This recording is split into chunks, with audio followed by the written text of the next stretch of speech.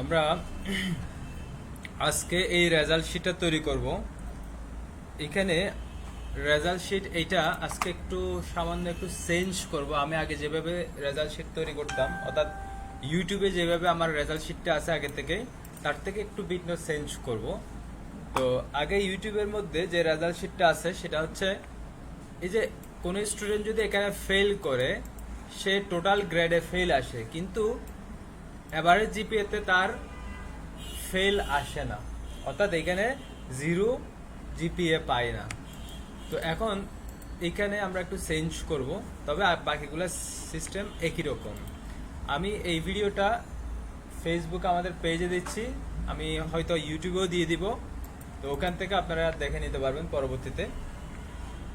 তো এখানে আমি এই এতটুকু কালার করে এখানে রেজাল্ট শিট লিখলাম। এগুলো তো নর্মালি আমরা এভাবে সিলেক্ট করব, সিলেক্ট আগে লিখব, আগে এই লাইনটা লিখে ফেলবো। লিখার পরে যতটুকু আমার দরকার, অর্থাৎ আমার যতটুকু টেক্সট দরকার ততটুকু এভাবে লিখে ফেলবো।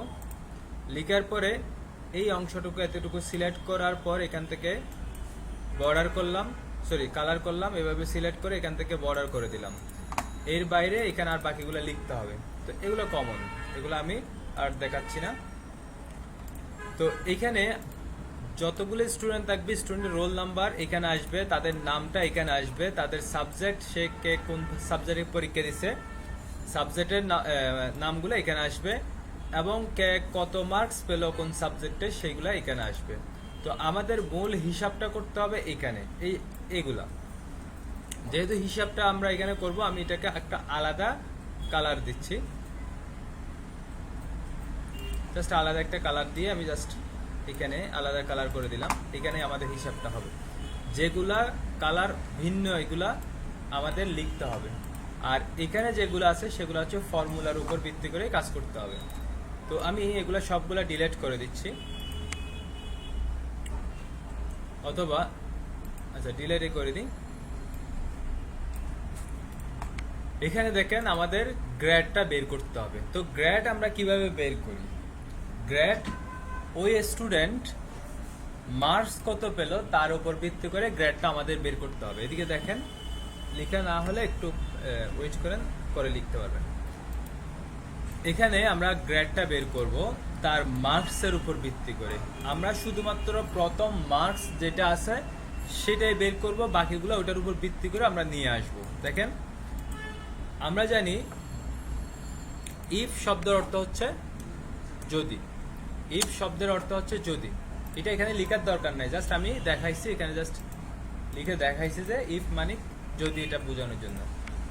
এখানে আমরা যে কোনো ফর্মুলা ইউজ করার আগে আমরা ইকুয়াল দিব।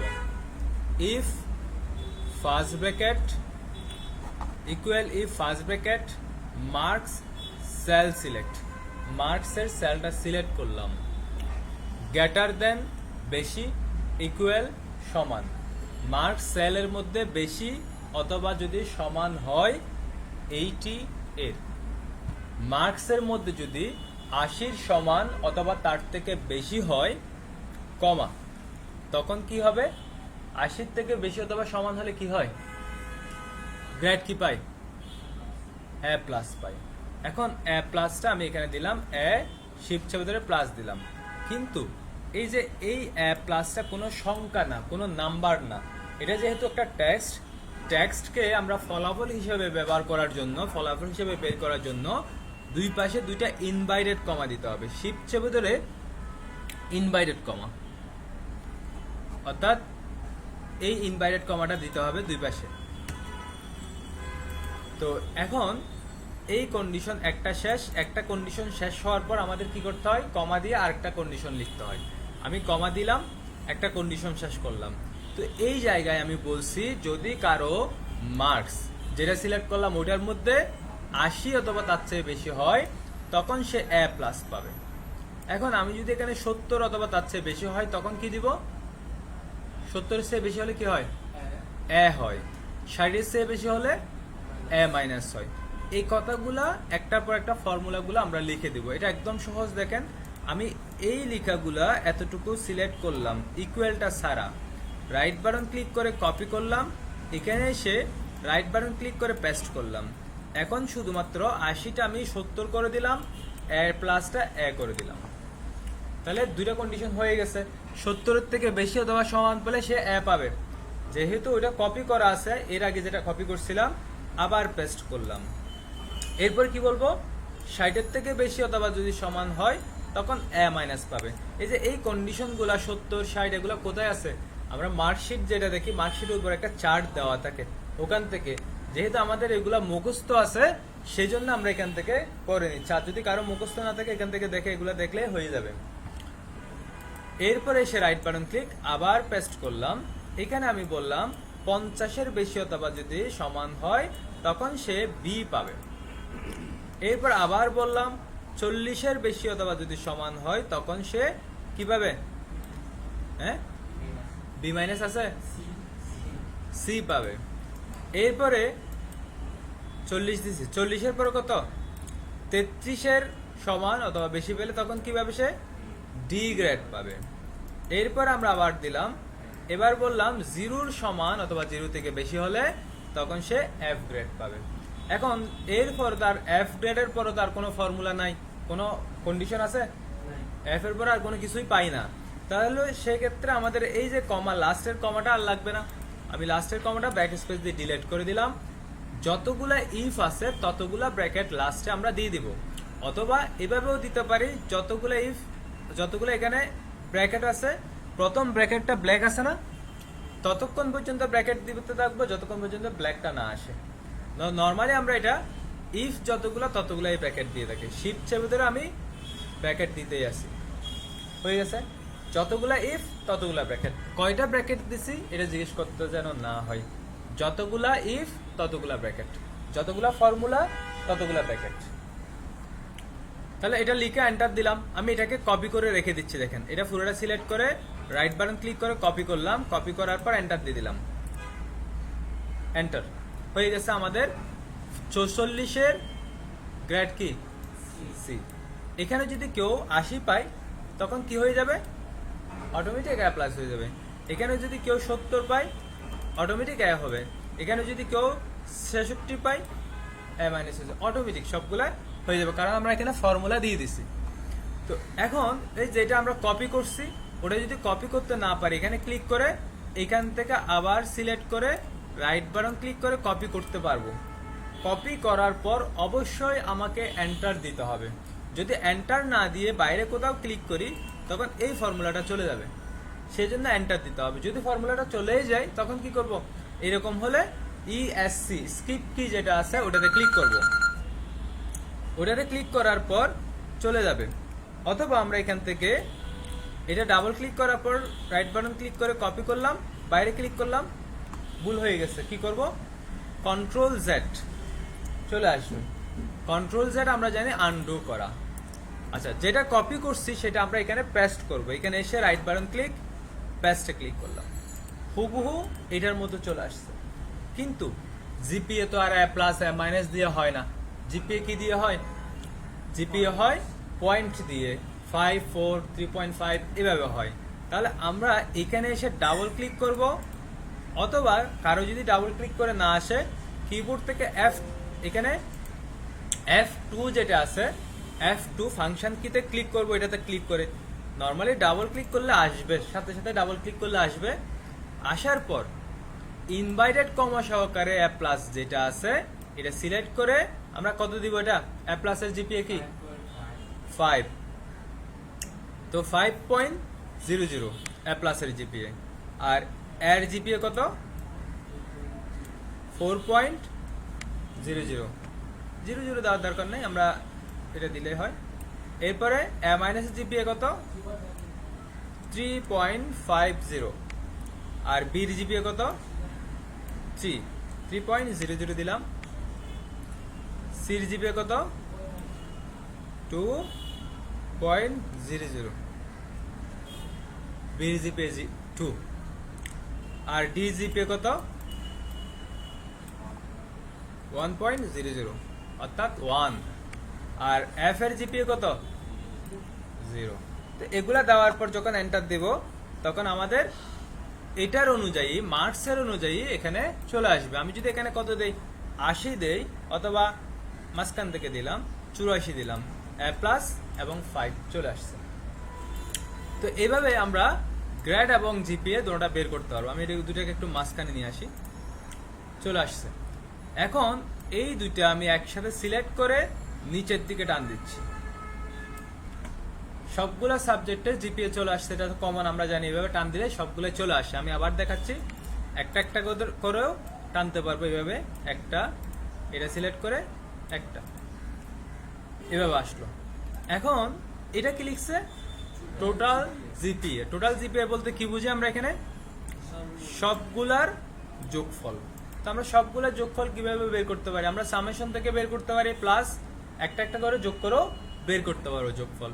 তো এখানে আমি, যারা পারবেন না তারা এখানে এভাবে করবেন, ইকুয়াল দিয়ে এটা সিলেক্ট, শিফট চেপে ধরে প্লাস, এটা সিলেক্ট, শিফট চেপে ধরে প্লাস, এটা সিলেক্ট, শিফট চেপে ধরে প্লাস, একটা পর একটা এগুলো যোগ করে দিবেন।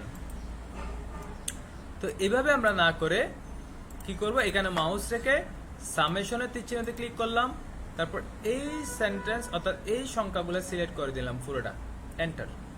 এভাবে করা যাবে। যাদের এরকম আসবে না তারা কি করবেন, ওই যে প্লাস দিয়ে দিয়ে করতে হবে।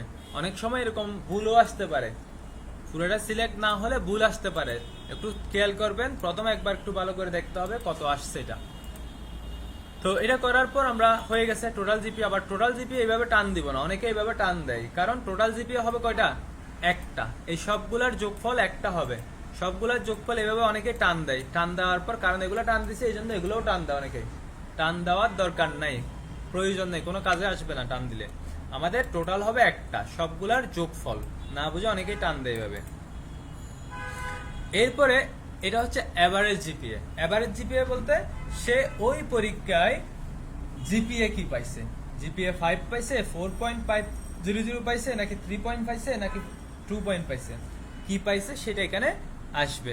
তো এটা আসার জন্য আমাদের এখানে একটু চেঞ্জ করব আগের যে ফর্মুলাটা, অর্থাৎ আগের ফর্মুলা বলতে ওটা তো আপনারা দেখেন নাই, আপনাদের জন্য নতুন, যারা ইউটিউবে দেখবে তাদের জন্য বলতেছি। তো এখানে আমরা একটু চেঞ্জ করব। এখানে কিছু অংশ ছিল, ওই অংশগুলো এখানে নিয়ে আসব।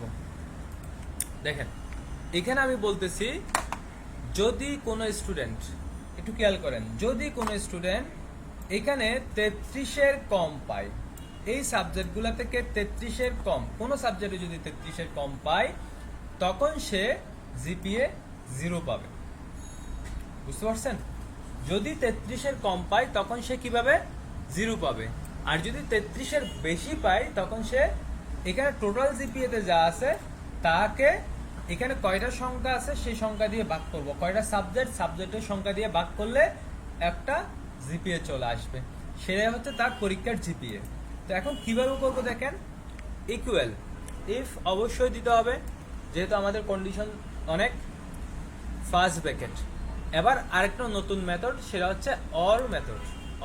অর এর ফর্মুলা। অর বলতে কি বুঝি? অর অর্থ কি? হ্যাঁ, বা অথবা। অর বলতে আমরা অথবা বুঝি। তো এখানে আমরা ব্র্যাকেট দিলাম।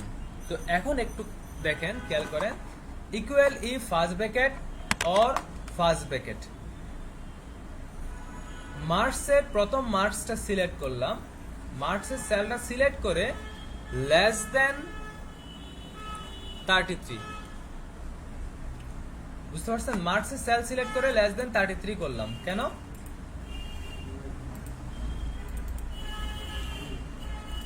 মার্কস লেস দেন 33 কেন করলাম? এখানে 33-এর কম আসতে পারে কেউ, তো কি হবে তখন, কি হবে এটা পরে বলবো। কমা একটা বললাম, মার্কসের সেলের প্রথম সেলটা অর্থাৎ ইংলিশ ফার্স্ট পেপারে লেস দেন 33 যদি হয়, এদিকে দেখেন।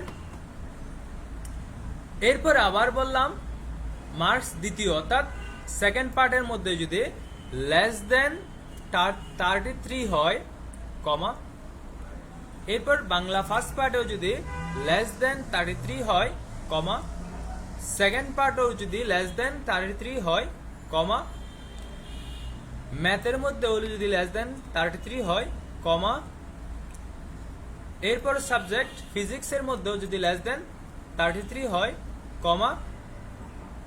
কেমিস্ট্রিতেও যদি লেস দেন 33 হয়, কমা। বায়োলজিতেও লেস দেন 33, কমা। এবং 0 এর মধ্যে লেস দেন 33 হয়। প্রত্যেকটা সাবজেক্টে আমি বললাম যদি লেস দেন 33 লেস দেন 33 যদি হয়, প্রত্যেকটা এখানে অথবা দিছি কি জন্য, এইটা অথবা এইটা অথবা এইটা, এখানে যে কোনো একটাতে যদি সে লেস দেন 33 পাই, এই যে অর এটা দেওয়া মানে হচ্ছে এইগুলার মধ্যে যে কোনো একটাতে যদি লেস দেন 33 হয়, ব্র্যাকেট,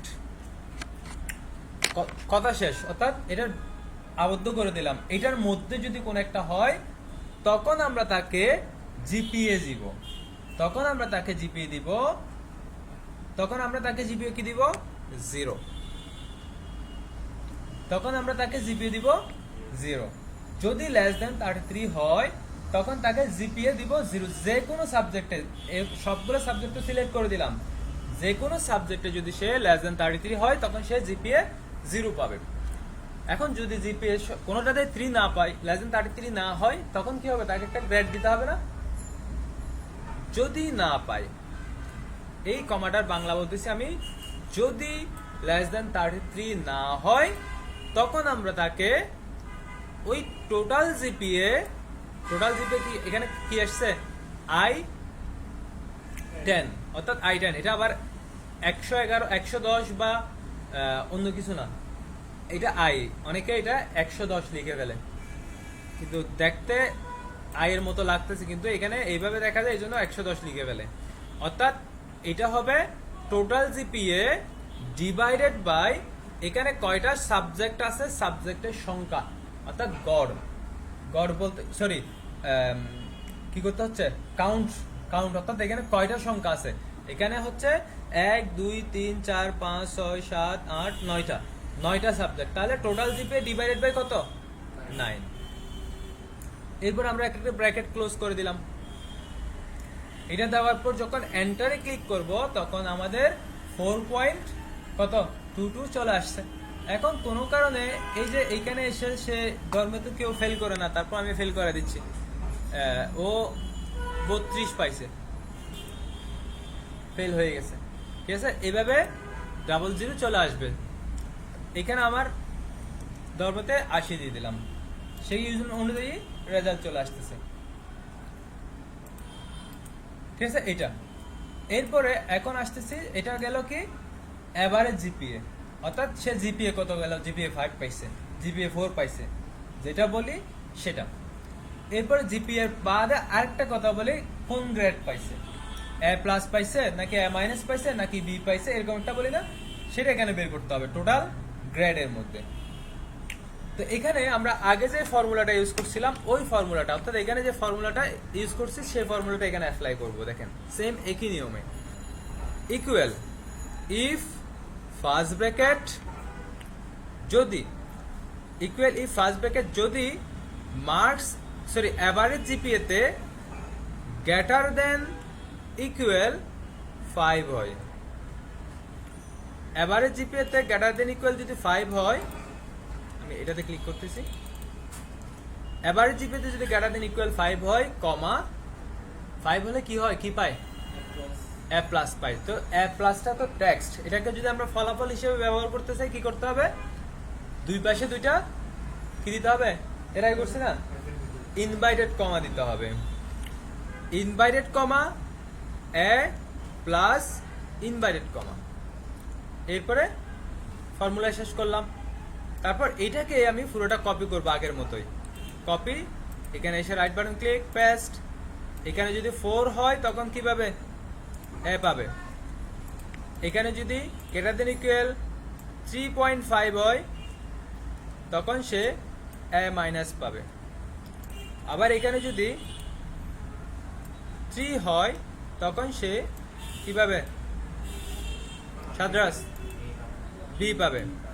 এরপর এখানে যদি 2 হয় তখন সে কি সি গ্রেড পাবে, এখানে যদি 1 হয় তখন সে ডি গ্রেড পাবে, আবার এখানে যদি 0 হয় তখন সে এফ গ্রেড পাবে। লাস্টের যে কমাটা আছে কেটে দিলাম, এরপরে যতগুলা ইফ ছিল ততগুলা ব্র্যাকেট দিয়ে দেব, এন্টার। তাহলে চলে আসছে।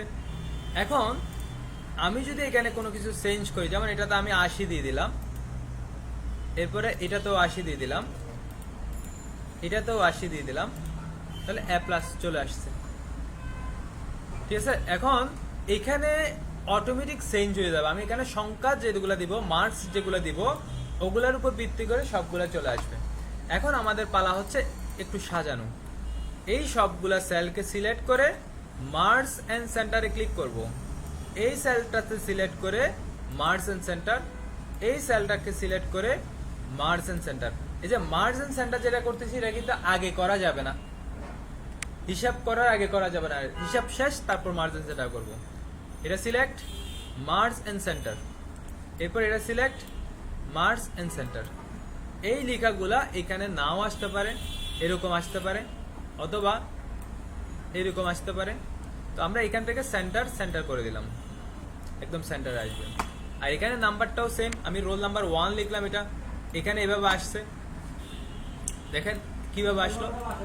হ্যাঁ হ্যাঁ, এটা কিভাবে করছি দেখেন। আমরা এটা এই যে এখান থেকে ওরিয়েন্টেশন থেকে আমরা যদি এগুলাতে ক্লিক করি, সেল অ্যালাইনমেন্ট, এই যে এখান থেকে যদি নরমাল এটাতে দেই, ওকে দেই, এরকম হয়। এখানে আমরা এগুলা এডিট করতে পারবো। তারপরে স্টুডেন্ট নাম, এখন নাম আমরা লিখবো না, এখন আমরা একজনের জন্য তৈরি করলাম। তো আমি তো এখানে একজনের জন্য করব না, আমার এখানে অনেকজন লাগবে। তো সেই জন্য আমি এগুলা সবগুলা ডিলিট করে দিচ্ছি, মার্কসগুলা শুধুমাত্র মার্কসগুলা ডিলিট করছি, আর এগুলা কিন্তু আমি ধরিও নাই। তারপর এই যে এইখান থেকে পুরো টেবলটা সিলেক্ট করলাম, একটা সেল আলাদা করে সিলেক্ট করছি, খালি একটা সিলেক্ট করছি দেখেন। অথবা আমি এখানে আরেকটা কাজ করি, এখানে আমি লিখলাম, এখানে আমি গার্ডিয়ান লিখলাম, অর্থাৎ গার্ডিয়ানের সিগনেচার। আমি জাস্ট এটা লিখলাম, এখানে স্যারের সিগনেচার, আমি টিচার ইত্যাদি স্কুল প্রিন্সিপাল লিখতে পারি। এটা হচ্ছে সিগনেচার যা দিতে চাই সেটা। তো এই যে এখানে এসে আমি একটা এভাবে, এটা একটু করে দিই, এই দুটা সেল সিলেক্ট করে আমি মার্জিন সেন্টার করে দিলাম, এই দুটা সেল সিলেক্ট করে মার্জিন সেন্টার করে দিলাম। উপরে একটা কি থাকবে, মাত্রা থাকবে, লাইন থাকবে। তাহলে এই যে এখানে বর্ডার থেকে টপ বর্ডার এটা দিলাম, এই যে এখানে একটা লাইন আসছে, সেম এটাতেও আমরা এটা দিলাম, টপ বর্ডার এটা। তো এই যে এরকম আসবে, এখানে স্যাররা সিগনেচার করবে, এখানে গার্ডিয়ানরা সিগনেচার করবে। তারপর আমি এখান থেকে পুরোটা এভাবে সিলেক্ট করলাম, সিলেক্ট করার পর এই যে এতটুকু, এই যে এই জায়গায় এসে প্লাস সিম্বল যেটা আছে এটাতে এসে মাউসটা নিচের দিকে টান দিব, নিচের দিকে টান দিতেই আসি। আমার যতগুলো স্টুডেন্ট আছে ততগুলো স্টুডেন্টের জন্য আমি এখানে রেজাল্ট শিট তৈরি করে ফেললাম। এখানে আমার স্টুডেন্ট এই ক্লাসের মধ্যে ৭৬ জন স্টুডেন্ট আছে, ৭৬ জনের জন্য আমি রেজাল্ট শিট তৈরি করলাম, প্রত্যেক জনের জন্য একইভাবে চলে আসছে। আমরা এখন শুধু কি করব, একদম উপরে চলে আসি, এখন শুধু স্টুডেন্টের নামটা লিখব।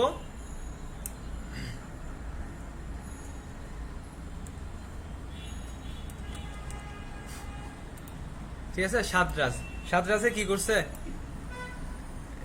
ইংলিশে কত পাইছে, এফ না, এফ না, মার্কস নাম্বার বলতে হবে। ইংলিশে কত দেবে সাতরাজ, 33।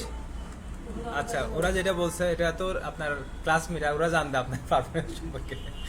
আচ্ছা, বাকিগুলোতে আমি কি দিচ্ছি, 80 দিচ্ছি। হ্যাঁ, এই যে যেকোনো একটা ক্লাস আর কি, আন্দাজের ক্লাসে। ঠিক আছে, সবগুলোতে রেজাল্ট ভালো দিচ্ছি, শুধু ইংলিশে 10 পাস করছেন। ওই দিন একটু অসুস্থ ছিলেন তো, ওই জন্য। হ্যাঁ আচ্ছা, সমস্যা নেই, নেক্সট ক্লাসে আবার চেঞ্জ করে দিব। তো এখানে দেখেন রেজাল্ট চলে আসছে একজনের, এরপর আরেকজনেরটা এখানে রেডি করব। এরপরে নাম দিয়ে শুধু এখানে আমরা খাতা দেখে দেখে মার্কসগুলো তুলে দিব, আর কিচ্ছু করতে হবে না, শুধু মার্কসগুলো এইভাবে খাতা দেখে দেখে তুলে দিব। এরপর এটাকে সিলেক্ট করে দেখেন, আমি এটা একজনের জন্য প্রিন্ট করব, এতটুকু। এটা সিলেক্ট করে আমি যদি পেজ লেআউটে যাই, পেজ লেআউট থেকে print area, set print area, আমি এটা প্রিন্ট করব। এটা আমি নর্মালি এখন যদি প্রিন্ট করতে যাই কিরকম আসে দেখেন, এখান থেকে প্রিন্ট প্রিভিউ, এই যে অর্ধেক এরকম আসতেছে, এদিকে এতটুকু আসতেছে। তো আমার এটা তো দরকার নাই, একজনের জন্য একটা একটা করব। তো আমি সেই ক্ষেত্রে কি করব, এটা দরকার শুধু এটা সিলেক্ট করব, এতটুকু print area, set print area, একটা প্রিন্ট এরিয়া সেট আপ করে দিলাম। তারপর এখন যদি আমি প্রিন্টে যাই, প্রিন্ট এরিয়া, এখন দেখেন শুধু ওই অংশটাই সিলেক্ট হয়েছে। আমি যদি এখানে পেজ সেট আপটা রোটেট দিই কিরকম হয় দেখি, উপর থেকে নিচে লম্বা করে দিলাম, এতটুকু হয়েছে। এদিকে জায়গা কম আছে, এদিকে বেশি আছে, এগুলো আমরা সেট আপ করতে পারবো। আমি যদি এখান থেকে একটু বাড়ানো কমানো যাই, দেখেন এখান থেকে আমি এটা একটু বাড়ালাম, সাবজেক্টের এটা একটু বাড়ালাম, মার্কস একটু বাড়ালাম। এবার আমরা প্রিন্ট প্রিভিউ দেখি আবার, ঠিক আছে। এখন কিছুটা আসছে, তারপর আবার আরো করতে পারবো।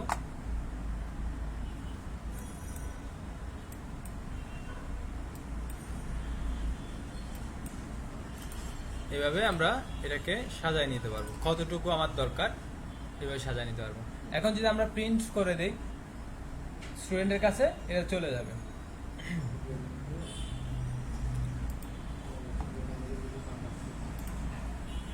ঠিক আছে, এটা বুঝতে পারছেন একটা রেজাল্ট শিট কিভাবে আমরা তৈরি করব। এখন আপনাদের পালা হচ্ছে ফর্মুলাগুলা লিখা। তো যারা ইউটিউবে দেখছেন তারা এখান থেকে ফর্মুলাগুলো এমনিতেই যখন লিখতেছিলাম তখন ওখান থেকে দেখে নেবেন। আর আপনারা এখানে দেখেন, আমি লাইভটা এন্ড করে